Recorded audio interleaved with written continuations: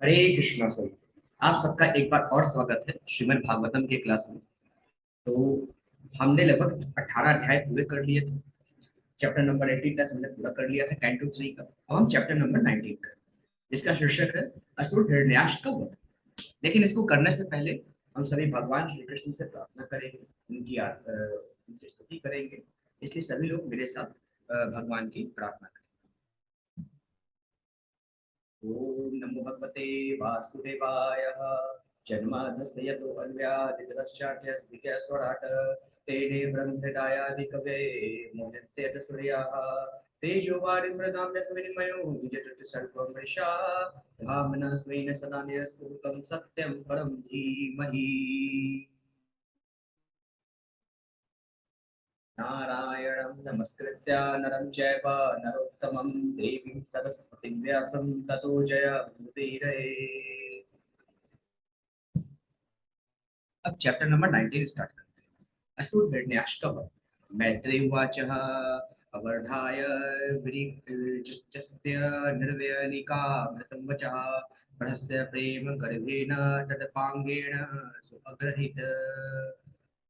अब यहाँ पे मैत्रेय मुनि कहते हैं, सृष्टि सृष्टा ब्रह्मा के निष्पाप निष्कपट तथा अमृत के समान मधुर वचनों को सुनकर भगवान जी भरकर हंसे और उन्होंने प्रेम पूर्ण चितवन के साथ उनकी प्रार्थना स्वीकार कर ली।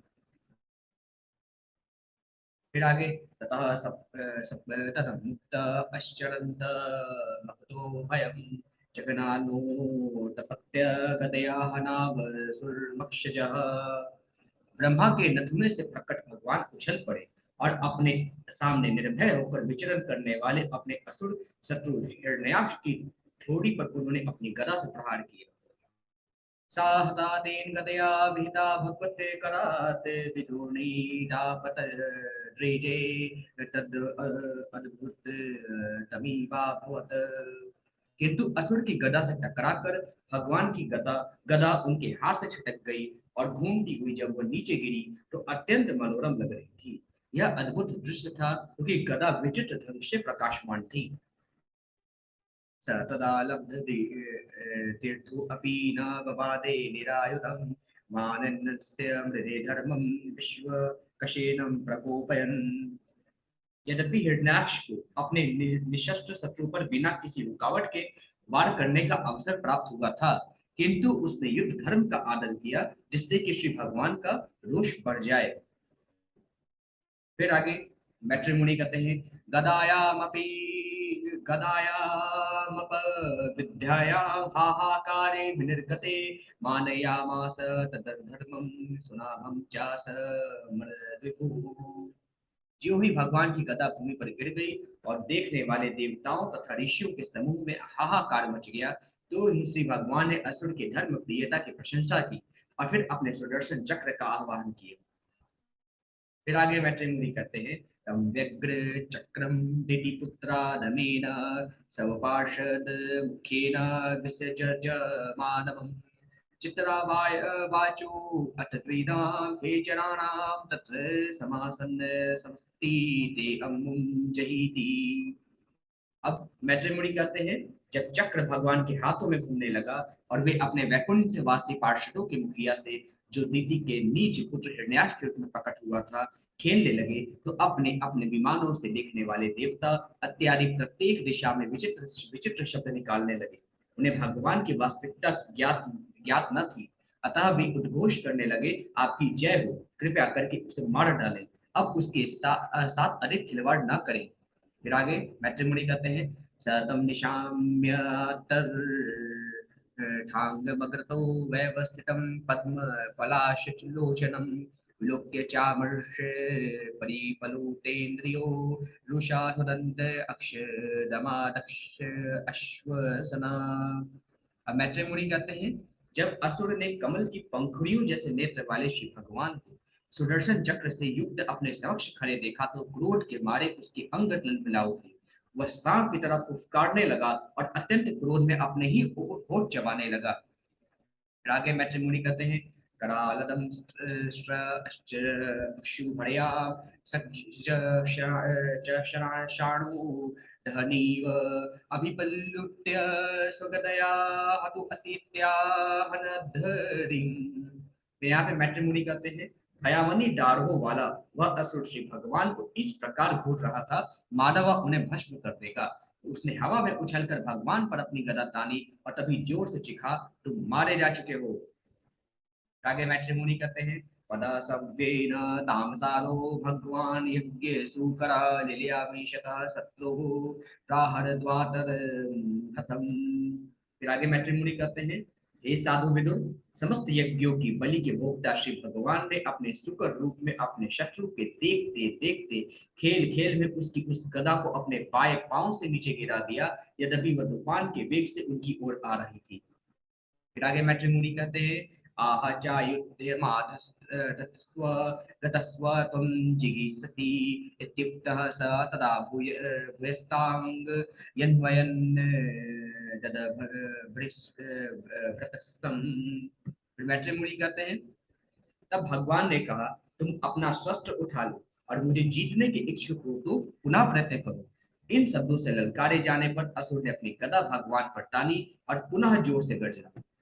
फिर आगे मैट्रिमोनी करते हैं। तामस आपततिं वीक्ष्य भगवान समवस्थितः जग्राह लीलया प्राप्तां गुरुत्तमानीव पन्नगिम्। फिर मैट्रिमोनी करते हैं।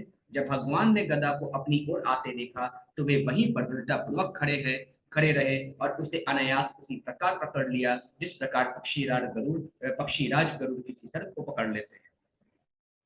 फिर आगे मैट्रिमोनी करते हैं। सब पौरुषे प्रतिहते हतमादो महासुरः नैक्षिद गदाम दीयमानाम हरिणा विगत प्रभ। अब मैट्रिमोनी करते हैं। इस प्रकार अपने पुरुषार्थ को व्यर्थ हुआ देखकर वह महान असुर अत्यंत लज्जित हुआ और उसका तेज जाता रहा। अब वह श्री भगवान द्वारा लौटा दी जाने वाली गदा को ग्रहण करने में संकोच कर रहा था। फिर आगे मैट्रिमोनी करते हैं। जग्राह शिखम शूलम ज्वलन लोलुपम यज्ञाय घृतरूपाय विप्राय विचरण यथा। अब मैट्रिमोनी कहते हैं। अब उसने प्रज्वलित अग्नि के समान लपलपाट त्रिशूल निकाला और समस्त यज्ञों के भोक्ता भगवान पर फेंका। जिस प्रकार कोई व्यक्ति किसी पवित्र ब्राह्मण पर दुर्भावना अवश्य अपनी तपस्या का प्रयोग करे। फिर मैट्रिमोनी करते हैं। तदोजसा दैत्य महाभट्टावृतम चकासदन्तः खपुरीर्नदीदिति चक्रेण चिक्षेद निशातनेमिना हरियर्थाताक्ष्यर पतत्र मुक्जीजितम्। मैट्रिमोनी कहते हैं। उस परम योद्धा असुर के द्वारा पूरे बल फेंका गया वह त्रिशूल आकाश में तेजी से चमक रहा था, किंतु श्री भगवान ने अपने तेज धार वाले सुदर्शन चक्र से उसके खंड खंड कर दिए, मानो इंद्र ने गरुड़ का पंख काट दिया। फिर आगे मैट्रिमोनी करते हैं। विकणे स्वशूरे बहुधारिणा हरे प्रतीत्य विस्तीर्ण मुदो विभूतितं विभूतिमत् प्रवृद्ध रोषः स कठोर मुष्टिना नदन्द प्रहत्यान्तर दीयतासुरः। अब यहाँ पे मैत्रेय कहते हैं। जब श्री भगवान के चक्र से उसका त्रिशूल खंड खंड हो गया तो असुर अत्यंत क्रोधित हुआ। अतः वह भगवान की ओर लपका और तेज गर्जना करते हुए उनके चौड़े वक्ष स्थल पर जिस पर श्रीवस्त्र का चिन्ह रहता है, श्रीवस्त्र का चिन्ह था, अपनी कठोर मुष्टिका से प्रहार किया, फिर वह अदृश्य हो गया। फिर आगे मैत्रेय कहते हैं। तेने अतत् महद शक्त भगवानादि सुकरः नाकंपते मनाक्वापि सृजा इत इव दिवः। फिर आगे मैत्रेय कहते हैं। हे विदुर, असुर द्वारा इस प्रकार प्रहार किए जाने पर आदि वराह रूप भगवान के शरीर का कोई अंग तनिक भी हिला डुला नहीं, मानो किसी हाथी पर फूलों की माला से प्रहार किया गया। फिर आगे मैत्रेय कहते हैं। अथोरूढ़ाशजन्मायां योगमायेश्वरे हरो यां विलोक्य प्रजा शस्त्रहस्ता मेनिरे प्रसंजय मम। मैत्रेय कहते हैं। किंतु असुर ने योगेश्वर श्री भगवान पर अनेक कपटपूर्ण चालों का प्रयोग किया।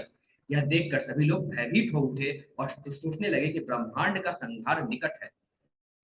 फिर आगे मैत्रेय कहते हैं। प्रभुवार्य अक्षन्दास्तमा पांसव वैर्यन् दिग्भयो निपेटु ग्रवाबाणः क्षेपणः प्रहिता इव। फिर मैत्री मुनि कहते हैं, सभी दिशाओं से प्रचंड वायु बहने लगी और धूल तथा उपल वृष्टि से अंधकार फैल गया। प्रत्येक दिशा में से पत्थर गिरने लगे, मानो वे मशीन गनों द्वारा फेंके जा रहे हैं। फिर आगे मैत्री मुनि कहते हैं, अद्यो नष्टे गणाभ्योठे सभी दुटस्तन जितनु भी वर्षत भी पुयुकेशा श्रृगिविन्न मुद्रास्थिनी चासकृतः। फिर मैत्री मुनि कहते हैं, बिजली तथा गर्जना से युक्त आकाश में बादलों के समूह घिर आने से नक्षत्रगण विलुप्त हो गए। आकाश में से पील, बाल, रक्त, मल, मूत्र तथा हड्डियों की वर्षा होने लगी। फिर आगे मैत्री मुनि कहते हैं, गिरियः प्रत्यक्ष्यन्त नाना युद्धे मुचो अनत्य दिग्वास ससो यातु धान्यः शूलिन्यो मुक्ते मूर्धजः। अब मैत्री मुनि कहते हैं, हे अनद्य विदुर, पर्वतों से नाना प्रकार के अस्त्र शस्त्र निकलने लगे और त्रिशूल धारण किए हुए नग्न राक्षसनियां अपने खुले केश लटकाते हुए प्रकट हुई। फिर आगे श्लोक नंबर 21 से हम कल करेंगे। आज के लिए बस इतना ही। सभी को हरे कृष्ण।